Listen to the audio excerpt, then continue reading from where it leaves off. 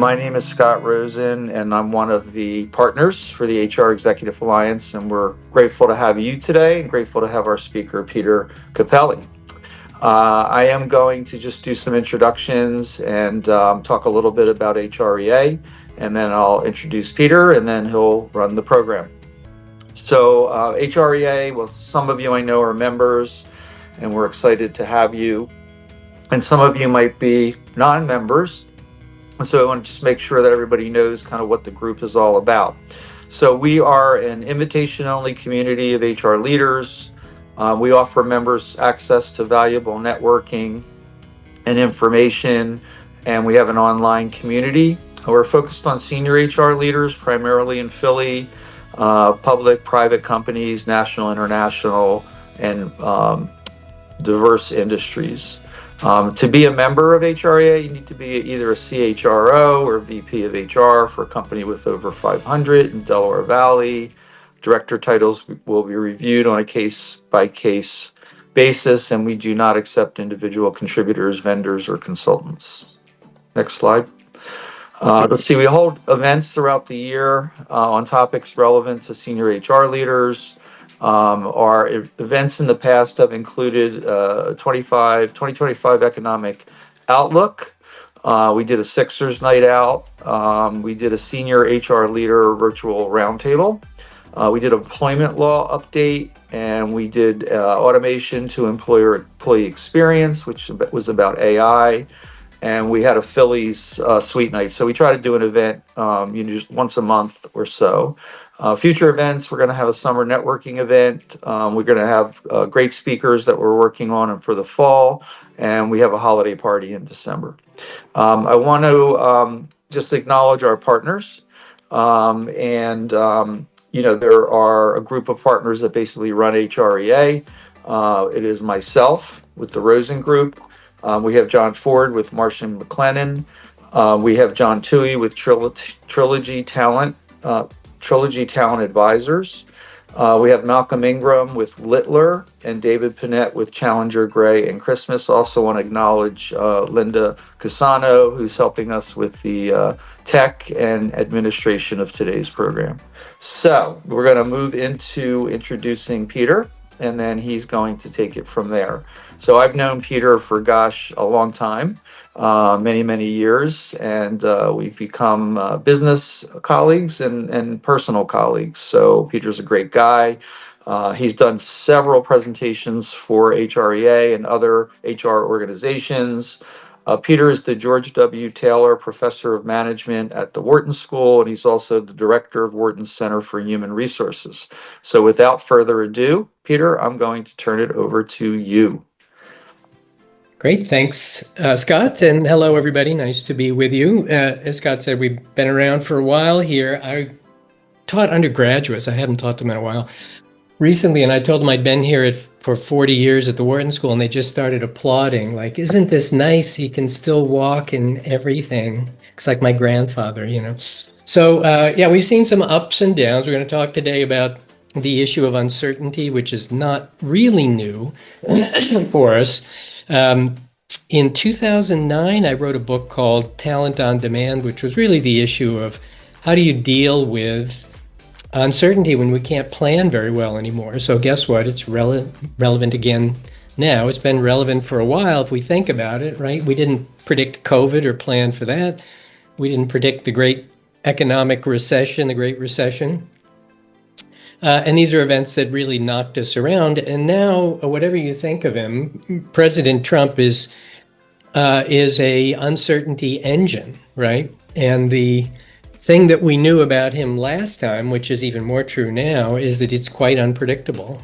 And, anyone who thinks this is likely to settle down is probably kidding themselves. And, we are kind of learning, I think, with President Trump, and the pejorative taco label, that he doesn't always do what he says he's going to do.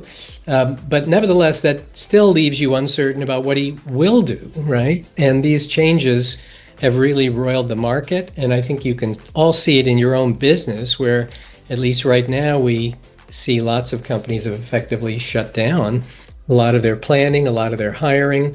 HR issues are kind of in limbo often in lots of places as we try to figure out what's going on. And so we want to talk about how do we navigate in a period of uncertainty. And let me tell you, it's not all that well known in the business world, but it is something that, at least in the studies of business, we've known a fair bit about for quite a while. So let me share some slides with you, and we'll do a little polling too along the way to see where you folks are. And then, of course, we'll stop, and I want to hear what you guys are seeing and doing as well. So let me share my slides here for just a second to get them up, and I hope you can see them on the count of three. 1, 2, 3. So I hope you can all see the slides. And this is where we start, right? Is with uncertainty, and uncertainty affects human resources in lots of obvious ways. Anything with the word planning in it is up in the air, but lots of other things are up in the air too, right? So let me just see if I could level set here a little bit for us in terms of definitions. So if you think about what talent management actually means, it was a term for things that we were already doing.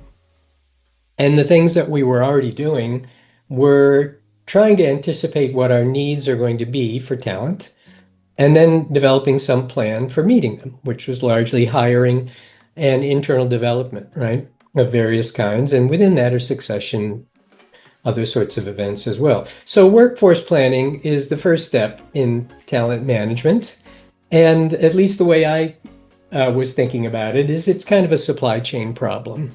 And the reason for thinking about it that way, as you'll see, is there are lots of things we know about supply chain management, which really do apply pretty straightforwardly to planning and human resources too, right?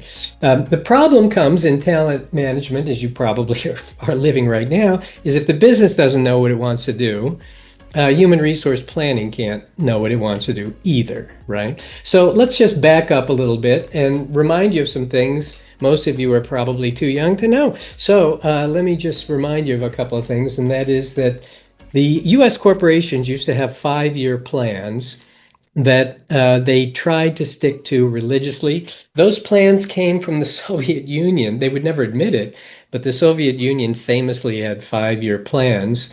And that became kind of a marker that US corporations then started to follow. Well, they never say that was the reason they did it, right?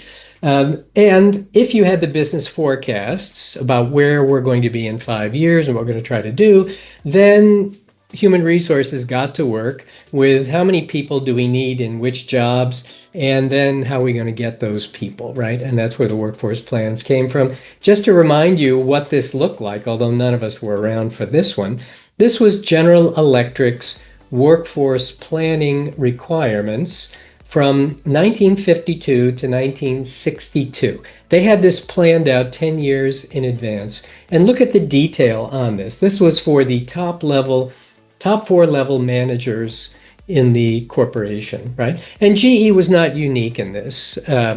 Every large company did this, and other companies like IBM were even more sophisticated than GE did. They just happened to have this chart. And you could see they saw over those 10 years, 709 people would be promoted into the 4th level of top management. And from those, in the 10-year period, that level, 193 would be promoted to the 3rd level of management. And they would tell you this many, 406, would be pushed out, early retirement or someplace else, and 110 would be lateral. I mean, unbelievable details. Remember, this is 10 years out they were planning, right? I mean, it was just astonishing, the level of planning. And here's some interesting statistics that go to the late 1970s and compare what happened from basically 1980 to over the next 20 years. All this stuff disappeared, right? 70% of large corporations had succession planning for all executive positions, not just the CEO, in the late 1970s. And by 2003, 60% of US companies had no succession planning of any kind. And that figure looks to be about the same now. That is, it hasn't gone back up. If you looked at manpower planning, we used to call it manpower, right? 96% of US corporations had a manpower planning function. Not only did they do it, they had a department called manpower planning. And by 2004, 63, two-thirds of companies did no workforce planning of any kind, right? I mean, it's just a dramatic shift that many of you may have lived through, but it's, when you're in the middle of it, you don't notice sometimes how dramatic the shift was. But that was it, right? So let's talk about forecasting here a little bit, because planning all begins with forecasting. And here's the way forecasts work. They work by going backwards. And that is, if we're trying to figure out what the economy will look like next year, what we do is we try to see whether we could predict in the past what the economy would have done or did in 2024, 2023, 2022, 2021. We try to go back as far as we can. And we try to build a model that will predict, looking backwards, what the economy was going to do in the past. If we can do that pretty well, then we just turn that into a forecast, right? And we say, here are the factors that predicted where the economy was going to be in the past. We're just going to assume those still predict now. We'll punch in the current numbers that were in that equation, that is the numbers for 2025, and see what that model says the economy will be doing this year. So that's how forecasting works. It is based on the assumption, first, that we have the information to predict the past, and that we have a prediction of the past that worked pretty well. If you don't have a prediction of the past that worked well, your forecasts just aren't going to be any good. And economic forecasting hit its peak of success, where our Penn colleague Lawrence Klein won the Nobel Prize for it. And Wharton Econometrics, some of you may remember that organization. It went on to become other names after that. That was in the 1970s. And after the 1970s, these economic models stopped predicting very well, which is a problem, because if you can't predict where the economy is going to be, your ability to predict where your company is going to be gets bad as well. So that's the problem we were facing. And if you think about how forecasting works, think about, the weather. This is how weather forecasting works, right? And weather forecasting is getting better, but even there, we have lots of advantages. We know exactly what the weather was in the past. There's no doubt about that. We have enormous numbers of experts working on this, huge computer power. We're getting better at weather forecasting, but we're still not great at weather forecasting. We're great at it about 2 days out, 3 days out, 4 days out. Beyond that, not so good, right? And the problem we've got in economics forecasting is the future does not look like the present. Then the model we know isn't going to work, right? If there were big structural changes, let me just tell you, President Trump is a big structural change. Whether we like it or not, he is something, in his decisions and decision-making process are just things which are really, really hard to predict. And that's going to make our forecasting quite difficult. So let me begin here with a polling question. And Linda, maybe you can pull up your poll question here. We just want to see what you folks are doing right now. It's an anonymous poll. And we just want to see how much planning your business is doing right now. So we're not talking about the human resource plans here yet. We're just talking about the plans for your business. So let's see what your organizations are doing. Okay. And you see, it looks like a quarter of companies are trying to do plans longer than 1 year. And maybe 13% are updating their plans every quarter. And we're seeing a little more variation here. But let me tell you what we generally see in this, and that is the biggest responses tend to be that companies, I haven't looked at this year, so maybe it's changed, right? But that companies update their plans quite frequently, right? If you're updating your plan every year, you got a 1-year plan. If you update your plans every quarter, you've got a 1-quarter plan, right? And if you've got a plan that only goes on for 1 quarter, it's hard to do anything, right? I mean, anything with respect to human resources, like hiring decisions, if they change every quarter, it's hard to make anything sort of work. And particularly with respect to internal development and promotion decisions, things like that, it's hard to do much if you can't have a longer term forecast and plan that goes beyond every quarter, right? And we see, I think in the broader population, you see more organizations that just don't plan at all, or they don't use the plans if they've got them. And that's a problem for us, right? So let's see if we can move ahead here, knowing that one, and make this point. Actuaries, as you probably know, are about calculating risk. That's what they do.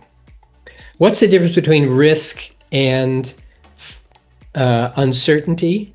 Well, it's a conceptual distinction, which is really, really important. Risk, if you think about what actuaries do, they're trying to figure out, what are the odds that the building I'm in will catch on fire? Now, how do they do that? They do that because there are enough buildings like mine that have caught fire in the past that they can estimate how likely it is that a building that looks like mine has the following characteristics, is likely to catch on fire. I'm on the 43rd floor of this building right now. Believe me, I really hope it does not catch on fire, because it would be a real problem to get out of it, right? So that's what actuaries do. And they can do that because they have enough observations in the past to predict, and then they can calculate the risk. And once you calculate the risk, you can put a insurance premium on it. Then you can also do forecasting. Uncertainty means we don't have enough similar circumstances to calculate risk. So uncertainty is really a different thing, right? And that's what we've got right now. Actuaries aren't going to help us. The nature of uncertainty is really a tricky thing to get our hands around, but I promise you in just a minute we're going to talk about how we can make some progress on this, right? And here is an issue we want to think about. We got another poll. Let me ask Linda to pull the poll up now, or Linda, I think this is one I can do, but why don't you pull it up, right? So let's take this little quiz here and tell me what you think the right answer is on this quiz, okay? Nobody sees your answer, so it doesn't matter what you say. Let's look like and see what you think the results are going to be here. You could place a bet too. If we had an actuary, they would tell us probably what the likely results are going to be, risk for each one of these. I think we've stopped voting. So let me tell you that the right answer, according to experts, this is not my view, is to do nothing and wait. Now, why is that the right answer? It's the right answer because, as you can see in my slides, there are costs to acting. What are the costs in this case? If you're really lost, you're going to go hike to the highest point. It takes time and energy to go do that. And hiking in unfamiliar terrain is a lot of work. So once you get up there, there's a non-trivial chance that even if you're at a high point where you can see stuff, you still don't know where you are, right? So there's a non-trivial chance it's not going to be useful, and you've burned a lot of calories and energies to get up there, and you're still lost, right? And the other problem is that there are costs once you take action in backing up if you're wrong. So you've climbed the hill, you followed the water downhill as far as you could go, and you discover you're lost. And just to get back to where you were before is going to require a lot of time and energy. So think about this with respect to workforce plans. So let's say we take our best guess but our best guess is not very good. And it turns out it's wrong. And our best guess was we're going to grow by 10% next year. And so we look at our hiring needs and we start to hire more. We hire 10% more. That's our plan. We put that plan in place.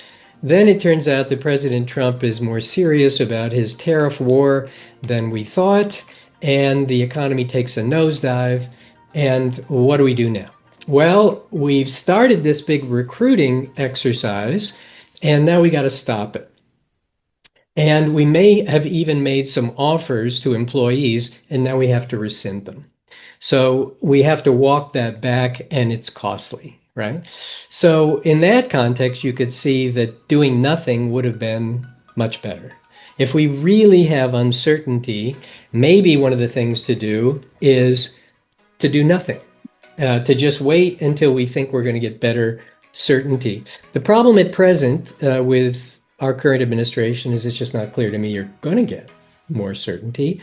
But that is also not a reason that we should just take our best guess and jump off. So what are we going to do if we can't simply take our best guess? What we're seeing right now is lots of organizations are just not doing planning because things are so uncertain, and they were burned in the pandemic.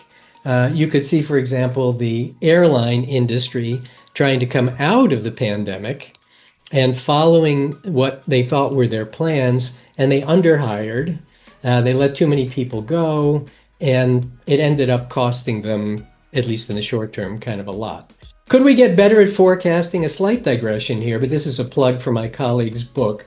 This is Phil Tetlock, and he ran an enormous experiment with lots, maybe 1,000 people, to try to find and figure out who would actually be good at predictions and forecasting. And the results are just interesting, if nothing else. First is, how could you get better at forecasting? And these are the punchlines, and we can give the slides here to you folks, and you can see them later if you want. But the first is, if you got a big problem, this is a famous Google question for interviewers, interviewing candidates. Turned out it predicted nothing. It was a stupid question. But if you wanted to answer it, this is how you would do it. You'd break that problem of how many manhole covers are there in New York City by trying to think, how many streets are there? How many miles of streets are there? Manhole cover for each block. That's the way you would do it. The second way you would get better at forecasting is to try to think about what assumptions are built into the forecasts and how accurate are those assumptions. Third way is to see if you could separate out what do we actually know here from what we don't know. So if you were thinking of pharma company, let's say, we know this incidence of this disease that we are trying to find a drug for. What we don't know are the competitors' responses to it. So let's figure out what we know, what we don't know.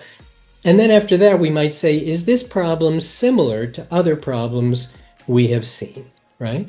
And then how unique is this problem? Are there other solutions that we've already done for, let's say, similar drugs that we could learn something from? Now, this is the surprising thing here, is that it's important to get information from people who disagree with you, which we really are disinclined to do. Me too. We have confirmation bias. We want to hear from people who have similar views, makes us feel better. Consultants have known this for a long time, right? You tell your clients what they want to hear, and then they like you better. But only one subject matter expert. This is the really surprising thing, right? If you want to figure out where the economy is going to go or where your business is going to go, don't put together a panel of experts. And here's, let me just click to this one here. It turns out in his research that experts on the subject are the worst predictors. So somebody who is an alleged expert on economic modeling turns out that they're really bad at predicting where the economy is going to go. Why? Well, because they have a stake in the answer and they have a view about how to reach it that they are selling, right? So they're not particularly objective about this. And people who rely on theories to tell them what will happen in the future also tend to do worse, right?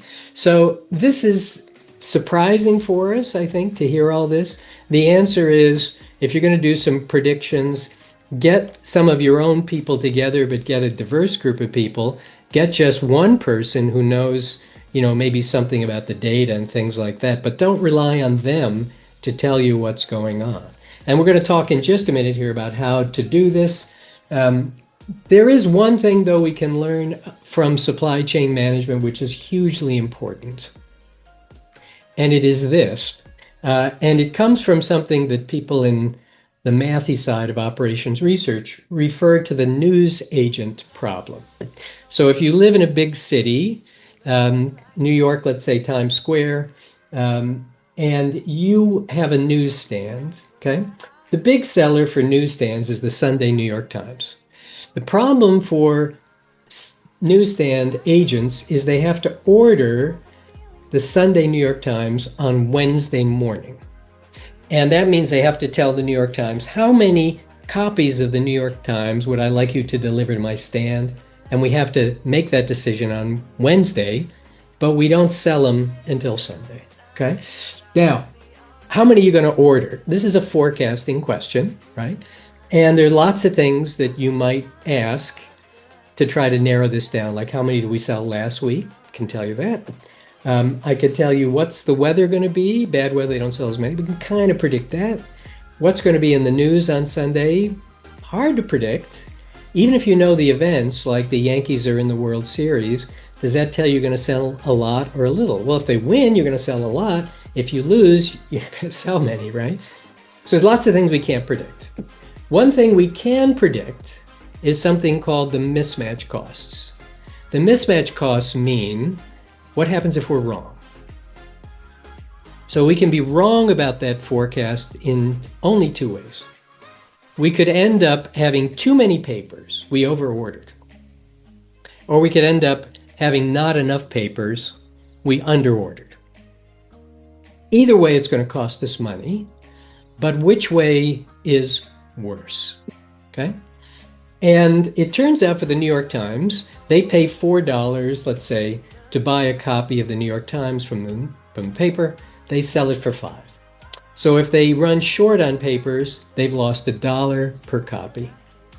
If they run long on papers, they have too many, the first thing, what are you going to do with those papers?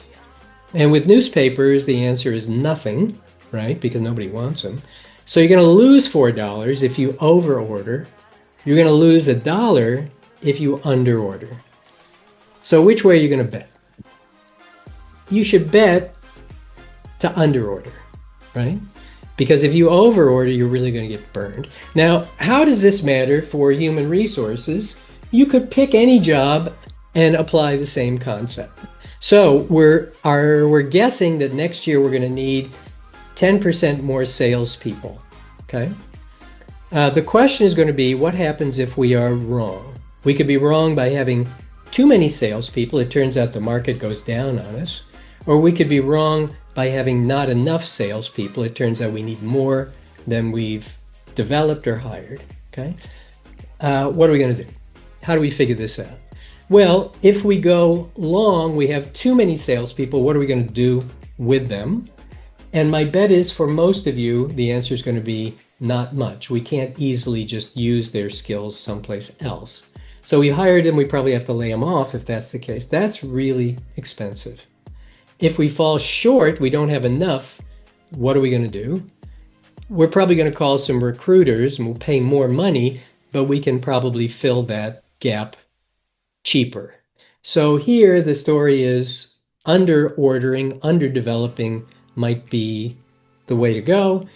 I saw an interesting story in India with a software company where they concluded the opposite was the case, because if they did not have enough programmers, it was hard to hire new ones, and they were stuck. So they over-ordered, they overhired, knowing that they probably are hiring too many, but they concluded that if we didn't have enough, we were dead. And by the way, I think that's what Silicon Valley had done earlier this year. They had overhired on the conclusion that it was worse to run out of these smart people they were scooping up than it was to have too many.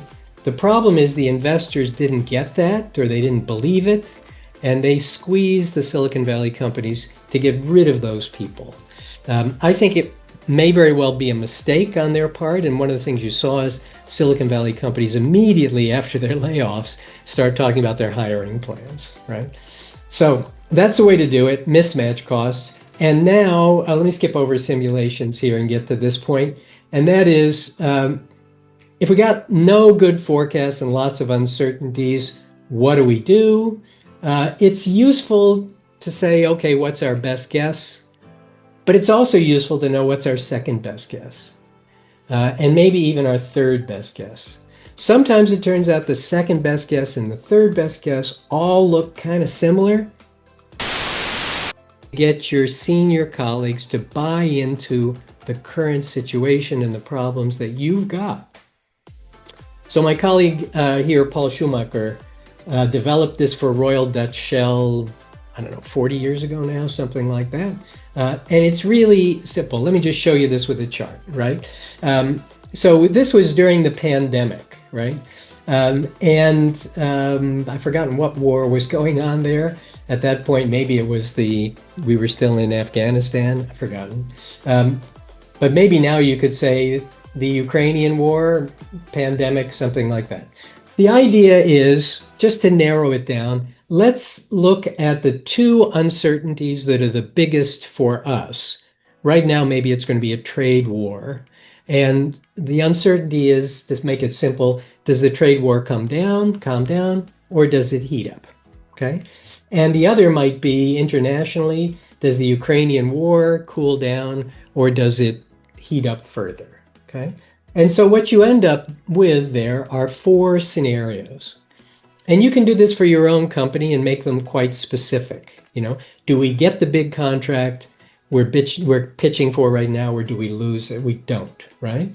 Does the economy go into a trade war or not? And then you end up with 4 boxes, okay? And the 4 boxes then you fill in and say, okay, what would this mean for us, right? What does it mean for us if we get the big contract, the war cools down, international business, things really boom for us, okay? And then maybe we have the opposite, you know, the war heats up, the trade war goes up, things really go down for us. And then we start putting probabilities on those 4 different scenarios. And what we might find is a couple of them are really aligned, and maybe we think, okay, that looks good. But one of the 4 boxes is catastrophic. So maybe what we do then is we use what we might call real options. And real options mean maybe we place a bet, okay? And the bet is, let's say, it looks like things most likely are going downhill, okay?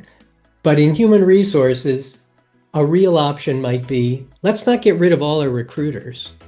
Because even though it looks like the economy is going down, what if it doesn't?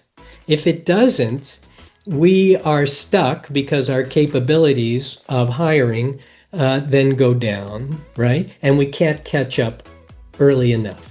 During the pandemic, you might not know this, but in all the recessions and the pandemic one, which didn't last long, the companies that did the best afterwards were the ones that laid off the fewest people.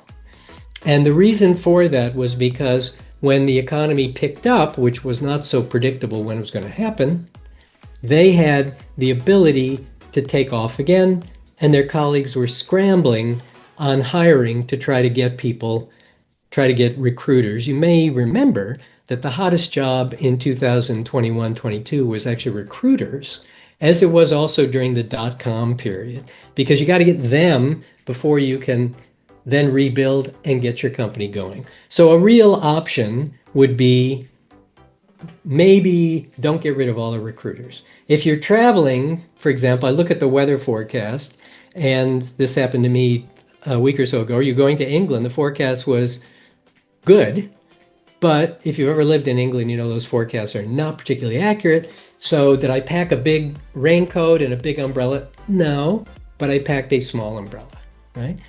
Just in case it rains, I got some protection. If it pours, I'm going to not be in great shape, but I also don't want to lug around a big umbrella and a big raincoat if I don't need it. So that's the idea, right? The other things, of course, we can do is shorten our forecasts, which most of you have done. Almost nobody does 5-year forecasts anymore. Let's take them down to 1 year. They get more accurate if you can do that, right? Let me pause there because I've been talking for a long time and see if I can just open it up here and find out what you guys are doing. We'll take down this question slide there and maybe turn it back to Scott or anybody else who wants to lead discussions. I gather there are things already in chat. I haven't looked at them, but if you have and there are questions, Scott, just turn to them. So I'll just read some of the chats, Peter, that are in there. This was from Joe. My company's primary client is the federal government, various agencies. Predicting the needs is challenging today, so we are just-in-time hiring primarily. We tend to under-order using the newsstand example. That's the chat. I don't know if you want to comment on that. Yeah, well, I think, if you compare this to previous years, decades, most companies have moved sharply in that direction, but now even more are. Sorry, Joe, I know Scott was trying to get you in, so. Yeah, thank you. The second comment is from Monica. It says, I am also hearing that organizations are being cautious. They are also leveraging the flex workforce model before committing to long-term solutions. So that's another comment. And I guess the question is, do we lose out if we are forever in that model, right? Right. That's the question. Okay. So I just want to encourage the audience, if you have questions or you just want to share your experiences, please do that. I have this crazy thought because I'm a entrepreneur and I'm always trying to think of ideas and things like that. And my business has been affected fairly significantly over the last few years and currently. And so I was thinking that if the purpose of the tariffs is to create new deals with different countries, and you can just see in the last few days that China and US have sort of put a hold on everything, and that's probably at least a good thing for the time being. But if this goes through, the big tax bill goes through, I think you're going to start to see a boom in the economy. If it doesn't happen, Trump is very sensitive to Wall Street and to businesses. And if it doesn't work, I could see him backing off. So in either scenario, I see a potential boom in the economy, whether he wins or loses. There's going to be a boom. Now, that may be an anecdotal, completely ridiculous thought, but that's, and I'll just add one other thing. In the last 30 years of my business, I've seen a replicable pattern of doing well when there's economic expansion and not doing well when there isn't a good economic expansion. You could look at September 11th, you could look at the Great Recession, COVID, etc. Is this pattern right now not going to be just one of those, and things will take off eventually? Well, we hope so, right? We hope that we still have business cycles. The regular business cycles that many of us grew up with, the economists have kind of concluded that they are over because they were supply chain driven. And that is what was happening in the economy was we overshot where the demand was, and then it's like a pump losing its prime. And we have to wait for the inventories to run back down again. And we have a temporary recession of maybe 6 months, a year or so, and then it would sort of catch back up. That appears to no longer be an issue because companies have such shorter supply chain issues, much more just-in-time stuff. That's probably a good thing. My guess is at the moment, the question is whether uncertainty can cause a recession. Yeah. And I think right now that's the worry, right? If you look at the hiring numbers this week that came out, we're now below the replacement rate. So we have to add 140,000 new jobs every month just to keep up with the growth of the labor force. So once you get below that number, then you're in negative territory, right? Mm-hmm. So we're already kind of hovering at that point right now. And the longer companies are on hold, and they hold off hiring and they hold off investment decisions, then the pump loses its prime and we can fall into a recession just by waiting around. Mhm. And waiting around, happens when we have uncertainty. So, will that settle down? I mean, who knows with this guy, right? I mean, your bet is as good as mine, right? He's Yeah. sensitive to Wall Street, but not, if he were really sensitive, he wouldn't even have done this, right? No, right, Because he's, right. he's Yeah. driven everything crazy Yeah. because of that. But I'm wondering, maybe for the rest of you folks, any of you have an idea in your industry where things are headed? Does it look like people are tired of waiting, or is everybody still sitting on their hands? Yeah, so Joe Hockenberry has another comment. He says, as a federal vendor, as the government shrinks, it creates multiple scenarios. More outside help is needed to achieve the government needs. That's true. But does the government have enough resources to award the work? More so on the Department of Defense needs, but more so on the Department of Defense needs, but EPA seems to be struggling. Yeah, right. Is it a new opportunity for a new set of vendors, for example, right? Yeah. To come in? That's a good question. And, we do see that the government is not completely nihilistic. I mean, they are rehiring where they discovered that they can't actually get stuff done. So, maybe it might. Yeah. It does seem to me, partly because I have an unemployed son, that who thought he had a job and the company's just ghosting him now.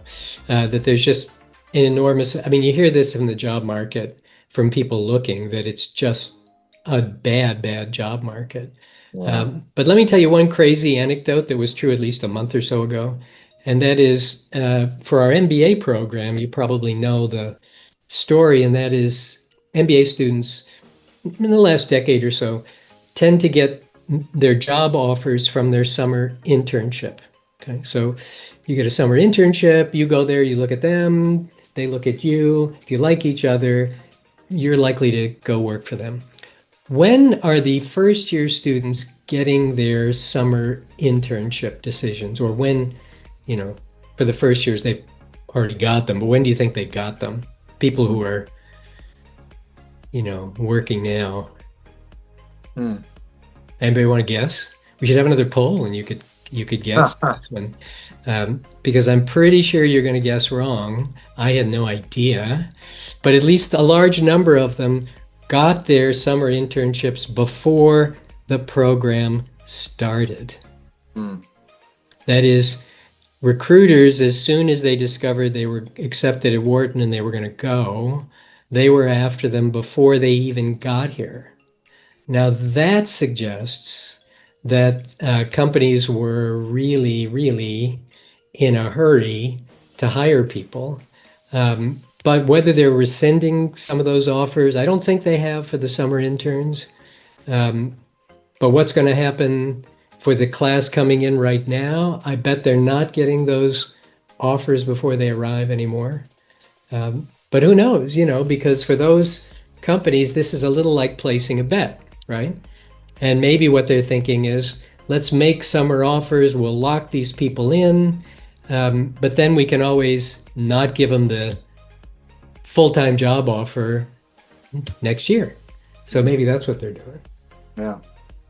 It's cynical, but So I'm wondering, Peter, if you have, so here, Rhonda, hi Rhonda, is saying at Virtua, we are being cautious, especially in filling corporate positions. So this is a healthcare institution, obviously a big one in the Philadelphia area, and they're being cautious about filling corporate roles. Yeah.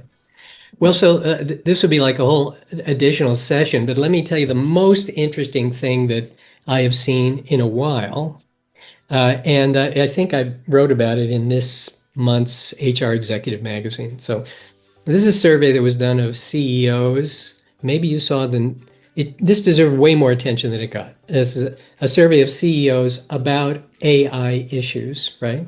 And the survey found that 74% of CEOs felt that they might lose their job because they could not demonstrate success in implementing AI.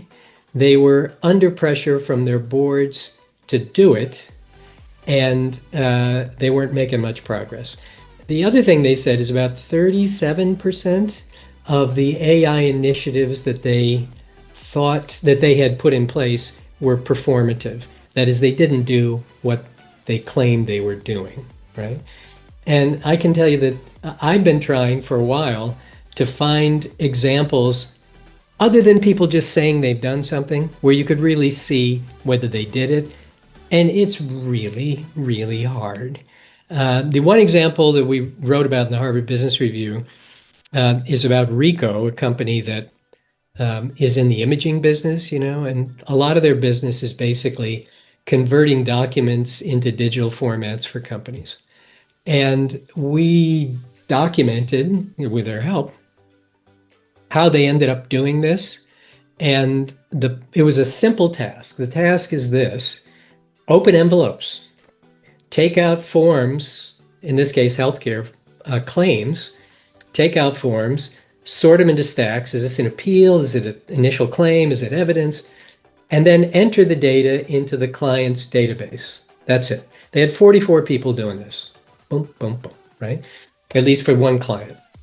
And could they figure out how to automate it? Sounded like exactly what everybody thinks will be the simple thing to do. The first thing they discovered is they could find a large language model that would do this for them, or mainly for them, pretty well. What they concluded was the AI model cost a whole lot more than having employees do it. Wow. A whole lot more. The second thing they eventually concluded was they figured out a way to do it, which was pretty smart, staggering different types of IT solutions. But even then, it took about a year, and a staff of 6 people working on this, outsiders largely, and it was not cheap. They spent $500,000 with AWS to get advice. They're spending $200,000 a month, to pay the software vendors that they're using.